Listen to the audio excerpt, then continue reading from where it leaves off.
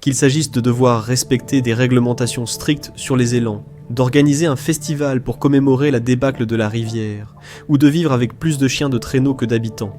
Il y a beaucoup de faits apparemment incroyables sur la vie en Alaska.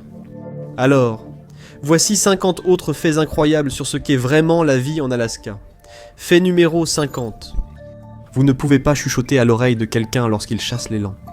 Pourquoi vous voudriez surprendre quelqu'un qui porte une arme assez grosse pour abattre un élan? Ça reste un mystère. Mais au cas où vous envisageriez de tester la théorie de la sélection naturelle de Darwin, sachez qu'en plus d'être une mauvaise idée, c'est illégal. Si quelqu'un a dans sa ligne de mire un animal de 1300 livres, soit 590 kg, la dernière chose à faire est de lui faire perdre sa concentration. Si cet animal remarque votre présence et décide de vous charger en premier, disons simplement que c'est une très mauvaise stratégie de survie. 49. Il est aussi interdit de pousser un orignal depuis un avion. Encore une fois, on doit se demander dans quelle situation les Alaskiens se retrouvent pour qu'une telle législation soit nécessaire. Cependant, il existe beaucoup de lois spécifiques aux orignaux qui sont logiques, même si elles semblent absurdes à première vue. Comme l'interdiction d'observer les orignaux depuis un avion. La loi vise à empêcher les chasseurs d'utiliser des avions pour repérer et tuer des orignaux. Les chasseurs ne peuvent vérifier la présence d'orignaux que la veille, afin de donner à l'animal une chance de se déplacer et une chance équitable d'échapper à la mort. En Alaska, vous pouvez visiter l'endroit où les lettres du Père Noël sont envoyées. La ville de Pôle Nord, en Alaska, est une communauté de 1600 habitants, située à environ 15 minutes en voiture au sud de Fairbanks, qui reçoit des dizaines de milliers de lettres adressées au Père Noël par des enfants du monde entier. Des bénévoles répondent réellement à beaucoup de ces lettres, du moins à celles qui arrivent avec une adresse de retour et qui portent un cachet du pôle Nord. La ville est à la hauteur de sa réputation de Noël, avec notamment une maison du Père Noël présentée comme une attraction touristique. Ne vous attendez pas à ce que l'Alaska soit aussi efficace lorsque vous essayez d'envoyer d'autres choses par la poste cependant.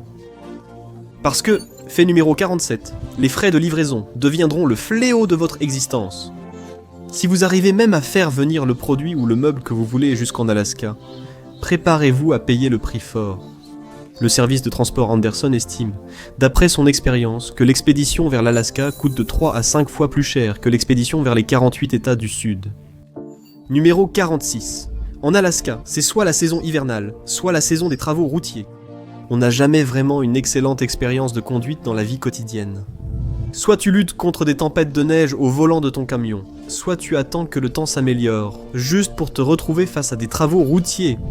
Ces rares semaines où il ne neige pas, où il ne pleut pas à verse, ou où il ne fait pas assez froid pour te geler les cils, c'est le seul moment où le régulateur de vitesse peut fonctionner. Alors bonne chance pour conduire quelque part sans retard. Fait numéro 45. Tu es prêt pour la neige, mais es-tu prêt pour la pluie? Oublie Washington. L'Alaska est en fait le 5e état le plus pluvieux des États-Unis, selon l'administration nationale océanique et atmosphérique, la National Oceanic and Atmospheric Administration. L'Alaska reçoit environ 20 pouces, soit 50 et 1 cm de pluie par an, en moyenne. Mais certaines parties de l'état, comme Ketchikan, sont littéralement inondées, avec 150 pouces, soit 381 cm de pluie par an. Les fortes précipitations sont causées par l'air humide provenant de l'océan qui se déplace au-dessus des terres, et qui est presque immédiatement forcé de s'élever par l'une des nombreuses montagnes de l'état. En plus des bottes de neige, procurez-vous un bon imperméable. Fait numéro 44. Beaucoup de gens ont une paire de Yaktrax dans leur voiture, s'ils ne les portent pas déjà lorsqu'ils sortent les jours de neige ou de verglas. Ce dispositif de traction est composé de ressorts en acier et de bandes en caoutchouc, et il est conçu pour être placé sous vos chaussures, les jours où le sol ressemble plus à une patinoire. Veillez simplement à les retirer lorsque les conditions redeviennent normales, car elles pourraient vous faire perdre l'équilibre les jours où le sol est sec. Et les jours où le sol est sec ne sont pas non plus de tout repos, car fait numéro 43, même si vous n'avez jamais eu de routine d'hydratation, vivre en Alaska pourrait bien vous convaincre qu'il est temps d'en commencer une. L'air est tellement sec dans le sud, avec les systèmes de chauffage central qui fonctionnent en permanence à l'intérieur des maisons et rendent l'air encore plus sec, que vous pourriez voir votre peau commencer à peler et à se fissurer, surtout si vous venez d'un climat humide. Fait numéro 42. L'Alaska Kimo a les soins de santé les plus chers des États-Unis. Des chercheurs de l'Institut pour les mesures et l'évaluation de la santé ont classé l'Alaska au premier rang du pays après avoir analysé plus de 40 milliards de demandes d'assurance dans les années 2010 et ont constaté que l'Alaska a les dépenses les plus élevées, avec plus de 9 200 $ par habitant. Les coûts élevés sont dus à une combinaison de facteurs, notamment la géographie très difficile de l'État, les distances qui rendent le transport des patients et des fournitures incroyablement coûteux. De plus, la faible population de l'État entraîne moins de concurrence entre les prestataires médicaux, faisant grimper les prix. Et beaucoup d'Alaskiens semblent réticents à consulter pour des soins préventifs, ce dont nous parlerons bientôt, ce qui fait que leurs factures d'hôpital sont beaucoup plus élevées lorsqu'ils finissent par demander des soins médicaux. Fait numéro 41. Certaines communautés isolées en Alaska n'ont même pas un seul policier local à appeler. Plus de 70 villages en Alaska, la plupart sinon tous autochtones, n'ont pas de police locale. Des groupes de défense ont fait pression sur l'État pour qu'il s'inspire de leur programme de santé, afin de mettre en place un service de police, car chacun de ces villages dispose d'une clinique de santé. La mauvaise nouvelle, c'est que même les villes autochtones, qui ont des policiers, n'ont généralement pas d'officiers autochtones. Bien que 95% des aides-soignants soient autochtones, moins de la moitié des Village Public Safety Officers, agents de paix formés à l'application de la loi et à l'assistance médicale, le sont. Cela peut entraîner des problèmes de méfiance, de rupture de communication et parfois de racisme. Malheureusement, les taux de violence domestique et d'agression sont très élevés en Alaska. Et un manque relatif de présence policière n'arrange pas les choses. Fait numéro 40. Le cancer est une cause majeure de mortalité dans l'État. Et pourtant, 40% des femmes de plus de 40 ans n'avaient pas passé de mammographie au cours des 2 dernières années. 56,2% des adultes âgés de 50 à 75 ans n'avant effectué aucun dépistage du cancer colorectal. Quelle est la raison de cela ? Les médecins pensent que c'est une combinaison de l'inaccessibilité géographique et financière des soins de santé pour de nombreux Alaskiens. Ajoutez à cela un certain esprit d'individualisme farouche que beaucoup de résidents semblent avoir, ce qui les pousse à consulter des professionnels moins souvent que d'autres. Fait numéro 39. Les habitants de l'Alaska comptent vraiment les uns sur les autres, surtout dans les petites communautés. La Société de financement du logement de l'Alaska a constaté que près de 75% des habitants de l'Alaska disent ressentir un fort sentiment de communauté dans leur région et bien connaître leurs voisins. C'est à comparer avec 51% des Américains en général, qui disent se sentir très ou quelque peu connectés à leur quartier. Selon le Centre d'enquête sur la vie américaine, en 2021, avec le coût élevé du logement, des courses, du chauffage et des équipements divers, beaucoup de gens en Alaska ont vraiment du mal à s'en sortir. Vous pouvez compter sur vos voisins pour emprunter des objets et de la nourriture à l'occasion, et soyez prêts à leur rendre l'appareil. Tout le monde comprend qu'être laissé seul ici dans le froid pourrait littéralement vous tuer, et les communautés ont tendance à se soutenir mutuellement. Fait numéro 38, l'Alaska attire beaucoup de gens pour des emplois saisonniers, dans le tourisme et la faune, ou des emplois temporaires sur les sites pétroliers et gaziers, ainsi que dans la pêche. Selon le magazine Alaska Business, l'Alaska compte le plus grand nombre de travailleurs saisonniers du pays. Il donne l'exemple de l'emploi en 2017, où le département du travail de l'Alaska a noté que l'emploi hors secteur agricole est passé de 310 000 emplois en janvier à 353 100 emplois en juillet, soit une augmentation de 13,9% qui se produit chaque année. Entre 5 et 7% de la population entre ou quitte l'État pour de longues périodes chaque année. Numéro 37. En plus du fait que l'Alaska soit très éloigné des 48 États inférieurs, les temps de vol vers le reste du pays sont généralement assez étranges. Beaucoup de vols quittent les aéroports d'Anchorage et de Fairbanks entre 21h et 2h du matin, avec un nombre important de départs entre minuit et 2h du matin. La raison invoquée par les compagnies aériennes est qu'elles peuvent ainsi assurer les correspondances avec la côte ouest et le Midwest, et arriver sur la côte est le même jour. Numéro 36. Les habitants de l'Alaska décrivent souvent l'expérience comme s'ils vivaient dans un autre pays plutôt que dans un autre État des États-Unis. Même les vols directs vers les grandes villes américaines prennent au moins 5 heures et, comme mentionné précédemment, partent généralement à des horaires très précis et peu pratiques en plein milieu de la nuit. Fait numéro 35. L'Alaska a la charge fiscale la plus faible de tous les États-Unis, selon Wallet Hub et la Tax Foundation. Il n'y a pas d'impôt sur le revenu individuel au niveau de l'État et pas de taxe de vente à l'échelle de l'État, bien que certaines communautés appliquent une petite taxe de vente locale. Mais cela fait tout de même que le taux moyen de la taxe de vente à l'échelle de l'État s'élève à 1,82%. Il y a un taux d'impôt foncier, mais il s'élève en moyenne à un taux effectif de 1,16%. 34. L'Alaska a le deuxième plus faible pourcentage de résidents de 65 ans et plus. Même si le coût de la vie est relativement élevé, l'Alaska peut être un excellent endroit pour vivre à la retraite, surtout si l'on tient compte du dividende du fonds permanent, qui accorde aux citoyens locaux une allocation annuelle provenant des bénéfices du pétrole et du gaz. Sans parler de l'air pur de l'État. Vous ne croirez pas à quel point il est pur dans un instant, et la nature y est absolument magnifique. Fait numéro 33. 90% des sites de surveillance de la qualité de l'air en Alaska ont une qualité de l'air modérée à bonne, ce qui fait de l'Alaska l'un des États avec l'air le plus pur des États-Unis. En fait, en 2023, il avait le deuxième meilleur indice de qualité de l'air du pays avec une note de 27,9, dépassée seulement par Hawaï. Cependant, vous pourriez rencontrer des problèmes en hiver dans des villes comme Fairbanks, à cause du grand nombre de personnes utilisant des feux de bois pour se chauffer, ou si vous êtes près de sites d'extraction de pétrole et de gaz, ce qui rend l'air plus pollué à ces endroits. Mais dans l'ensemble, grâce aux vastes étendues de forêts vierges et de nature sauvage de l'Alaska, les habitants pourront respirer un peu mieux ici que dans la plupart des autres endroits. Fait numéro 32. L'État dispose d'une loi anti-dégradation qui protège également ses cours d'eau et impose certains tests et normes avant que l'Alaska puisse décider d'autoriser la pollution dans un plan d'eau.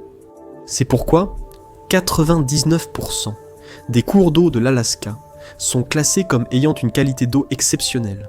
Selon le département de la conservation de l'environnement de l'Alaska, 90% des eaux de surface sont modérément propres à propres. Fait numéro 31. Vous pouvez voir les aurores boréales en moyenne 243 jours par an à Fairbanks. Pour les habitants, l'aurore boréale n'est pas un spectacle rare et exceptionnel, mais plutôt un phénomène fréquent qu'ils peuvent apprécier comme une récompense pour avoir enduré les longs hivers de l'Alaska. C'est parce que la ville se trouve juste sous ce qu'on appelle l'ovale auroral, là où l'activité des aurores est la plus intense. Et la saison des aurores boréales à Fairbanks s'étend du 21 août au 21 avril. Fait numéro 30. En Alaska, presque tous ont des rideaux occultants, indispensables sauf en hiver. Aussi rudes et sombres que soient les hivers en Alaska, et pour certaines personnes, ils sont vraiment difficiles. Comme vous allez bientôt le découvrir, les étés peuvent être encore pires.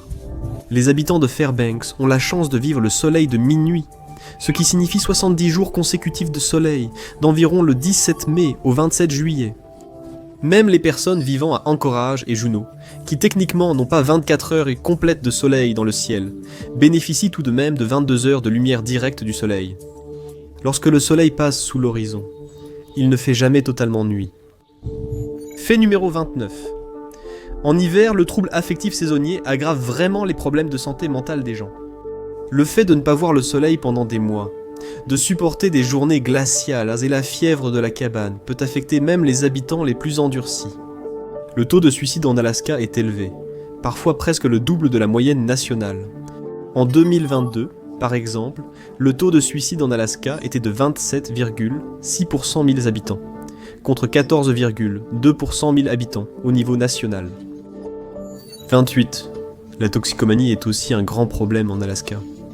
L'Alaska est dans le top 10 des États pour la consommation de drogues illicites et a le plus haut taux d'alcoolisme du pays.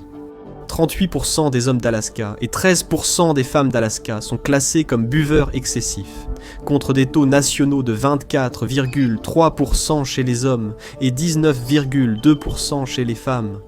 En ce qui concerne les drogues, environ 9% des habitants de l'Alaska sont tellement dépendants qu'ils doivent entrer en cure de désintoxication, bien que la plupart ne choisiront pas ou ne pourront pas se le permettre. Hélas, de nombreuses personnes dans l'État ne reçoivent jamais l'aide nécessaire. En 2024, l'Alaska avait le deuxième taux le plus élevé de décès par overdose de drogue du pays, avec 53 pour 100 000 habitants, juste derrière la Virginie occidentale. Fait numéro 27. En Alaska, la plupart des gens prennent de la vitamine D ou utilisent des lampes de luminothérapie durant l'hiver pour reproduire l'effet du soleil sur leur corps. La vitamine D, c'était nécessaire parce que c'est quelque chose que le corps produit naturellement lorsqu'il est exposé au soleil.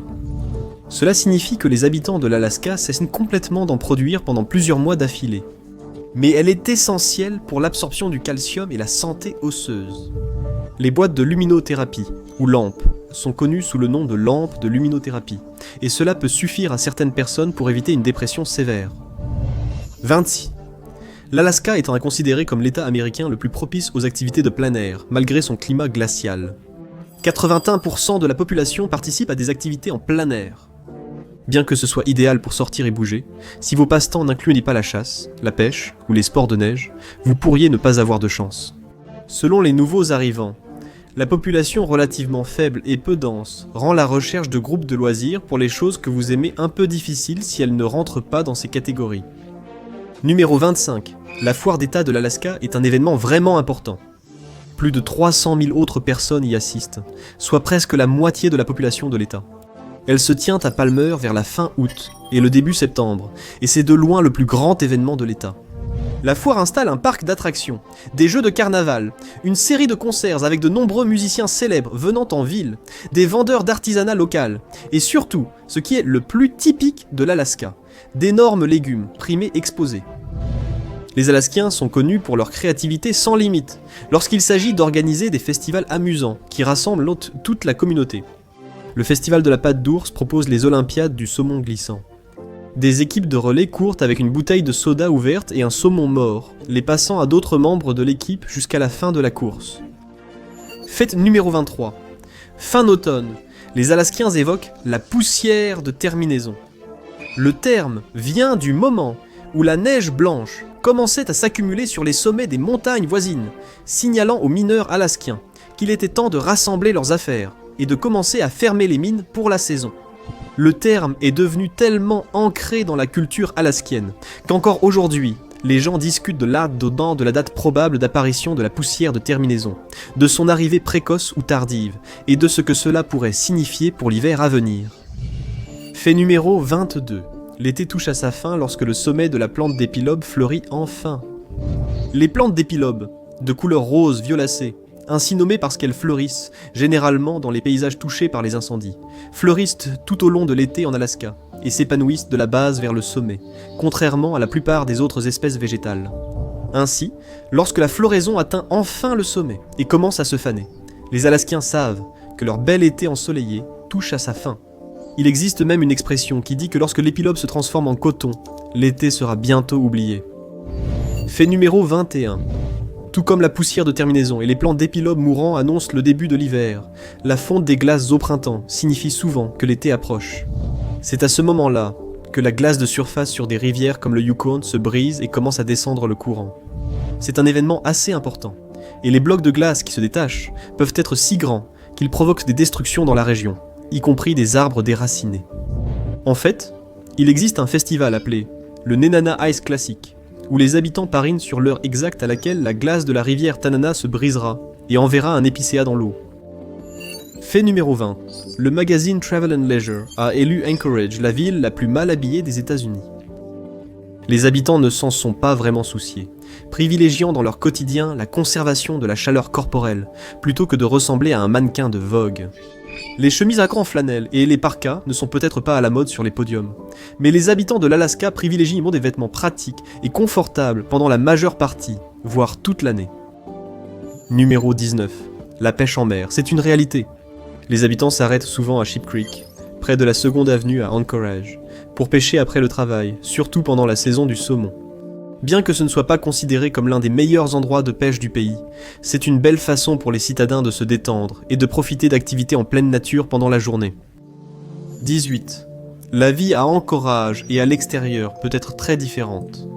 40% de la population de l'État vit à Anchorage, et la plus grande ville d'Alaska offre de nombreuses options de divertissement, de shopping et de restauration. Hors des limites de la vie peut être beaucoup plus difficile. Pour vous donner une idée de la différence avec le reste de l'Alaska, alors qu'Anchorage compte environ 283 000 habitants, en 2025, les deux autres plus grandes villes, Fairbanks et Juneau, ont à peine plus de 30 000 habitants chacune. Ce n'est même pas considéré comme une ville dans le reste des États-Unis. Les habitants demandent souvent aux nouveaux arrivants s'ils vont s'installer à Anchorage ou dans la brousse. Autrement dit, 80% des localités accessibles uniquement par bateau ou avion. Fait numéro 17. En Alaska, surtout dans la brousse.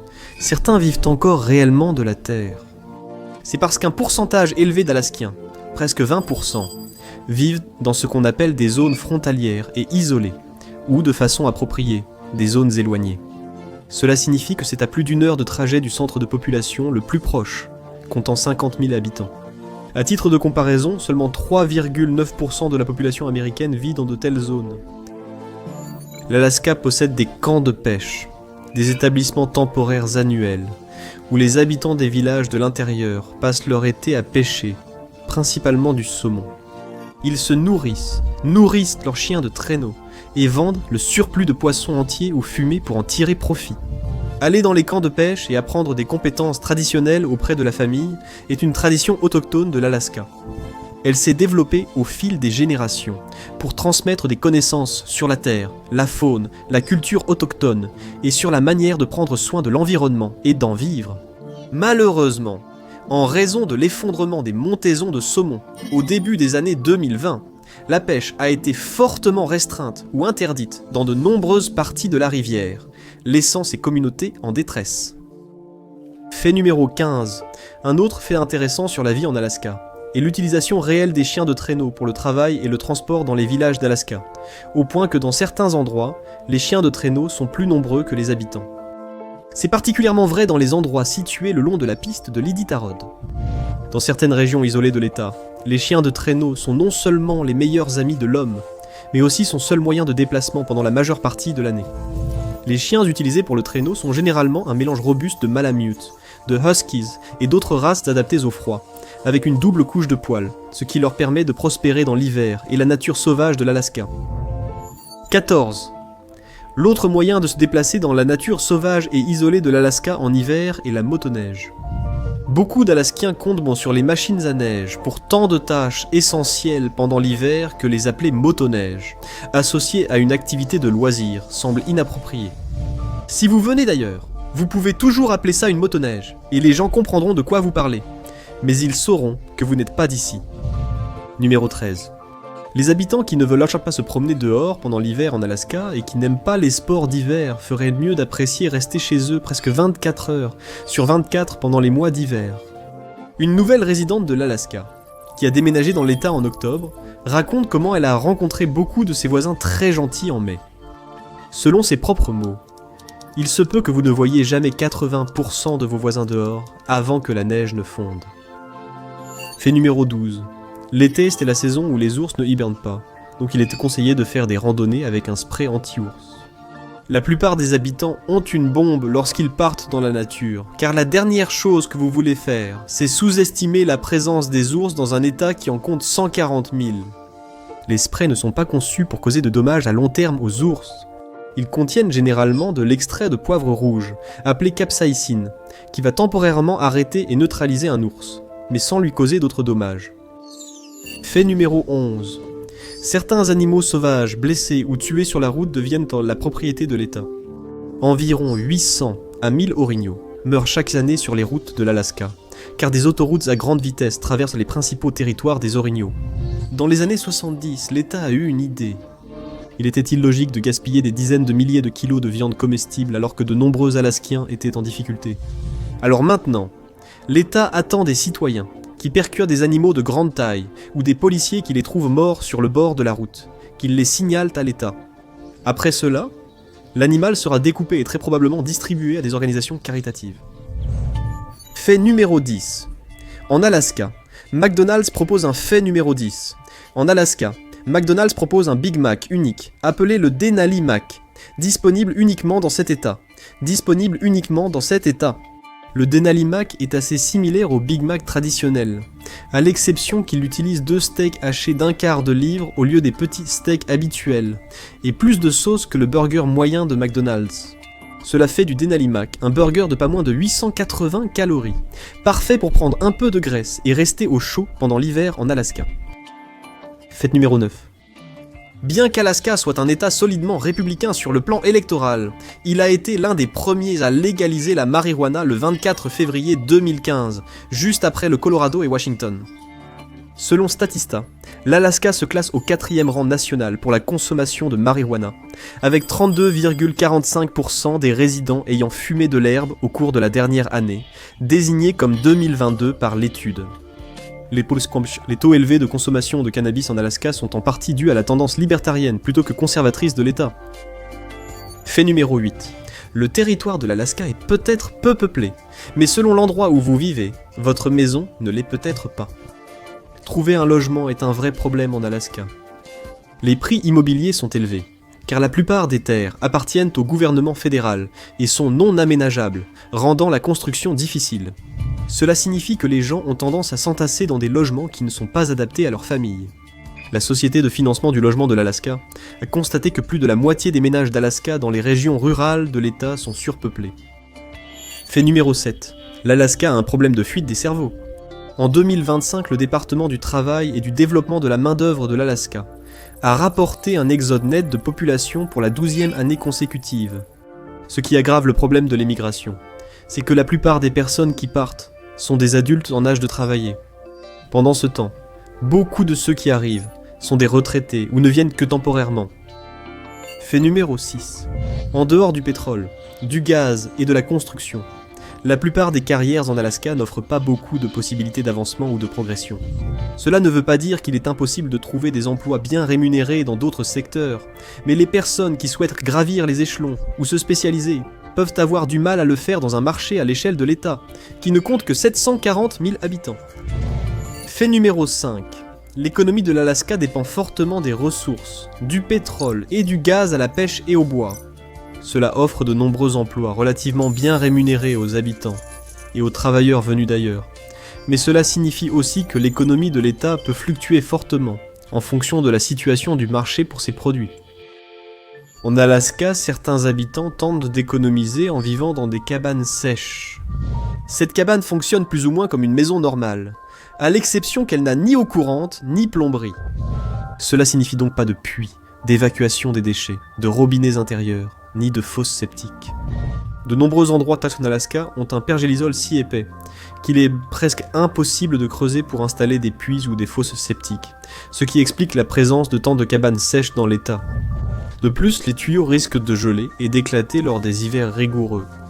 L'avantage, c'est que les cabanes sèches sont en moyenne moins chères à louer et à acheter que les maisons ordinaires. Cependant, il y a des inconvénients. Les résidents doivent soit transporter des bidons d'eau, recueillir l'eau de pluie, installer tout un système de livraison et de filtration d'eau, ou même faire les trois.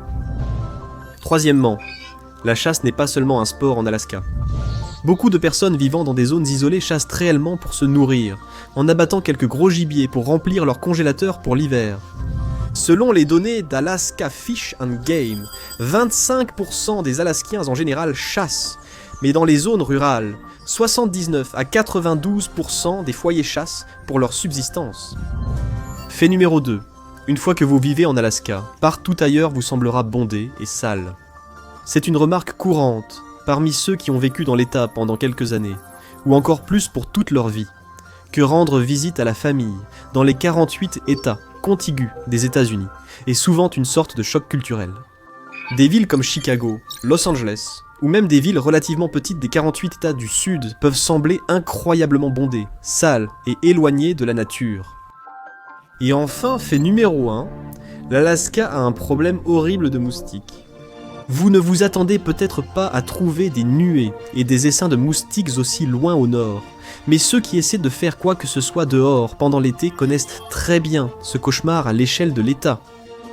L'Alaska est composé de plus de 14% d'eau, et les nombreuses zones humides offrent des terrains de reproduction parfaits pour les moustiques suceurs de sang.